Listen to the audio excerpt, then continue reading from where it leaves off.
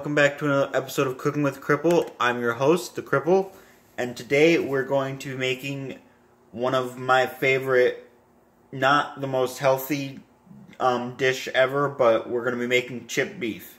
So, what you want to do is you want to go out and buy you a jar of the dried beef that the beef comes in the jar. Yeah, I English good sometimes.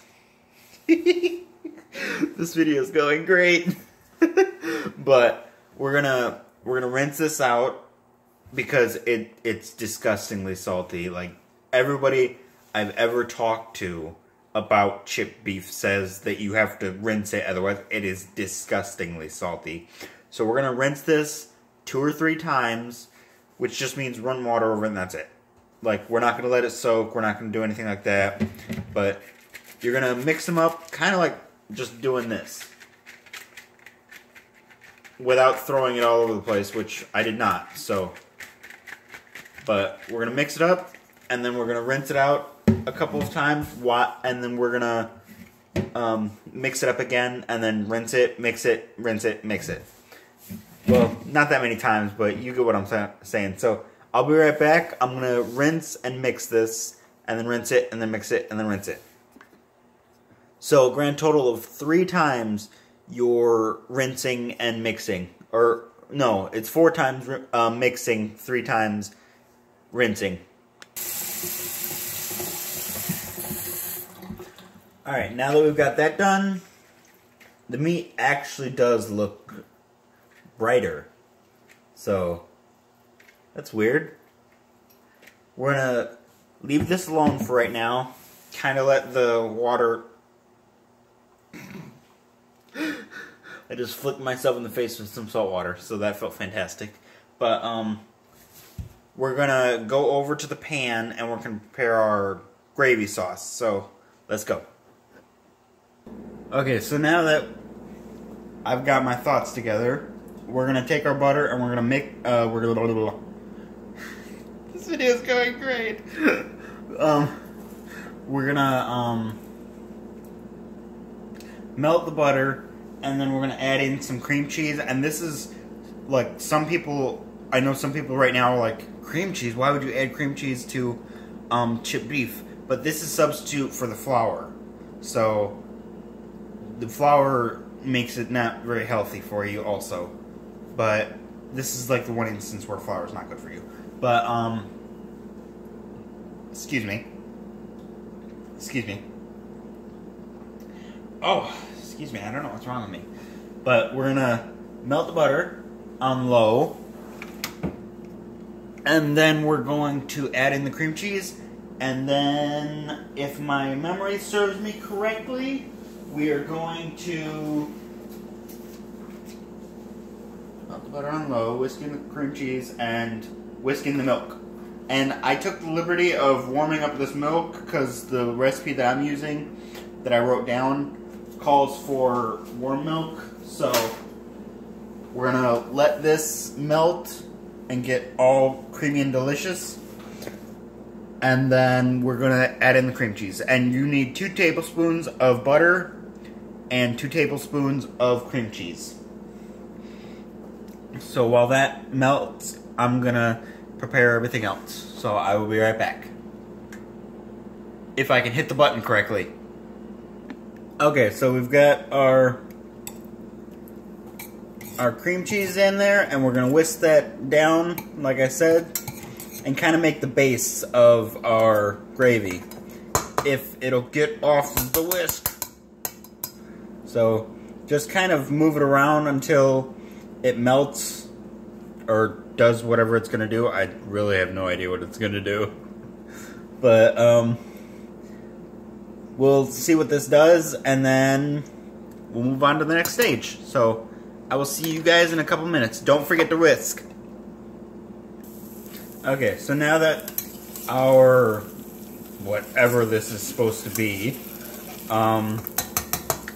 is whatever it's supposed to be. I don't know what it's called. I can't remember the terminology, and I can't check.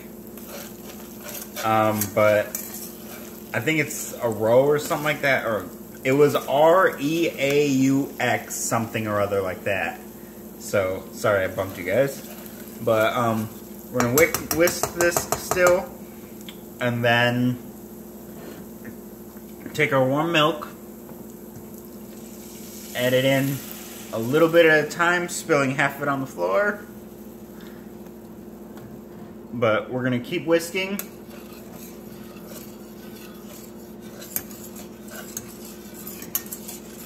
And then we're just gonna keep doing that. We're gonna just keep doing that, and then we're gonna slice up the,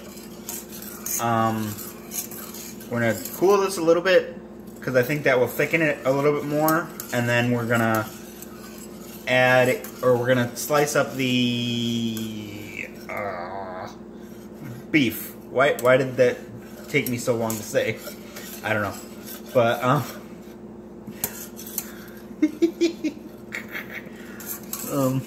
but we're gonna whisk this until we've emptied that glass that I showed you guys. And then, yeah, we're cooking with gas. So, I'll see you guys when it's all gone. Okay, so we're back at the taste test table, but it's not the taste test table right now. It's our slicing table. As you can see, I've got some of the beef ready to go, and we're just gonna, that makes more sense. But we're just basically, you're gonna layer it like yay high, and then you're going to put it in a log like this, and then we're gonna slice it, I'd say about an inch thick into these strips. They're really, really, really, really, really, really good. Did I mention really? But do that until you have no more beef left, and then I will be done as well. So I will see you guys in a hot minute to finish up the sauce. Okay, so we're all done, as you can see. Boom. And we're gonna go focus on the sauce again, and then we're gonna bring to a boil and add the meat. So we're basically done. So I'll see you over there. Alright, so we're back at the table, and as you can see, we've got some mashed potatoes going, and I know that's completely out of the blue. We were just working on chipped beef, but I realized that, like, I've been doing this the whole time. That's why when I first started out, you heard the bubbling, but I had these going for a little while, and why is this not playing? Anyways, I'm sorry, but I wanted to show you guys this new thing that I got. Instead of using a fork, I'm going to use this to make some mashed potatoes. And it's got this twisty thingy on the end. Oh wow, that is so much easier. But I realized that I needed a base for the chipped beef. So I peeled up some potatoes really quick, cut them down to size, and they were just like the chipped beef. Like, I cut them into strips like this big, and then, oh wow, that's already basically done. But and then I boiled them. So it was really easy, really quick, and it makes a very good base for stuff like this that needs a base to sit on. Because you can't just have chipped beef by itself. It doesn't sound right. Like, doesn't feel right, doesn't sound right. So this is really easy, man. I don't know why I just turned whatever I just turned, but I did.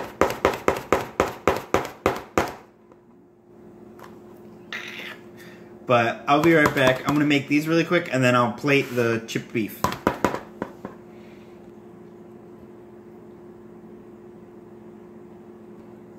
Alright, as you can see, I've got it all plated. It looks really good. It's a little messy, but looks really, really good. So, here we go.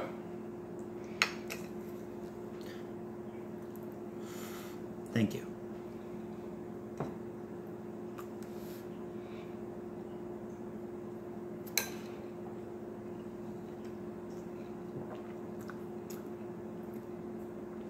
This is absolutely delicious.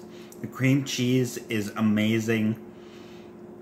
I really don't know what to say about this dish other than it's delicious. But it's really easy. I'll put a link in the description for my mashed potato recipes. But other than that, yeah, that's the only thing I did off camera is make the potatoes. But I hope you guys enjoyed this, and oh no, I don't know where my cup is. I'll be right back. I'm going to get my cup. It's part of the episode. I'm going to get my cup. But I hope you guys enjoyed this episode, and don't forget to always cook